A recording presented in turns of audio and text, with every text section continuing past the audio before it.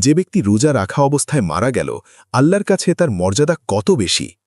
রাসূলুল্লাহ সাল্লাল্লাহু আলাইহি ওয়াসাল্লাম বলেছেন, রোজাদারের মুখের গন্ধ আল্লাহর কাছে মেস্ক আম্বরের চেয়েও বেশি সুগন্ধিময়।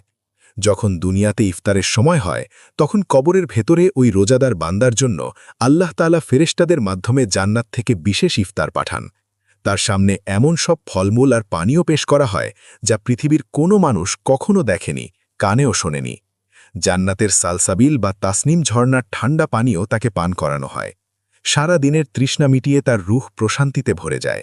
তার কবরের অন্ধকার দূর হয়ে জান্নাতের নূরে আলোকিত হয়ে যায়। সে শান্তিতে ঘুমিয়ে পড়ে, যেমন বাসর রাতে নতুন বর ঘুমায়। কিন্তু মুদ্রার উল্টো পিঠটা বড়ই ভয়ঙ্কর। যে ব্যক্তি দুনিয়াতে রোজা রাখেনি, নামাজ পড়েনি, আল্লাহর হুকুম অমান্য করে জীবন কাটিয়েছে, তার কবরের ইফতার কেমন হবে? দুনিয়াতে সে হয়তো বাহারি খাবার দিয়ে ইফতার করত, কিন্তু কবরে তার জন্য অপেক্ষা করছে জাহান্নামের এক ভয়াবহ মেনু। আল্লাহ পবিত্র কুরআনে জাহান্নামীদের খাবারের বর্ণনা দিয়েছেন। তাদের খাবার হবে বিষাক্ত কাঁটাযুক্ত গাছ জাক্কুম, এবং পানীয় হবে ফুটন্ত পুঁজ ও রক্ত গেসলিন। যখন দুনিয়াতে ইফতারের সময় হবে, তখন এই পাপী বান্দার কবরে জাহান্নামের একটি দরজা খুলে দেওয়া হবে। ফেরেশতারা আগুনের হাতুড়ি দিয়ে তাকে আঘাত করতে থাকবে। তৃষ্ণায় তার বুক ফেটে যাবে, সে চিৎকার করে পানি চাইবে।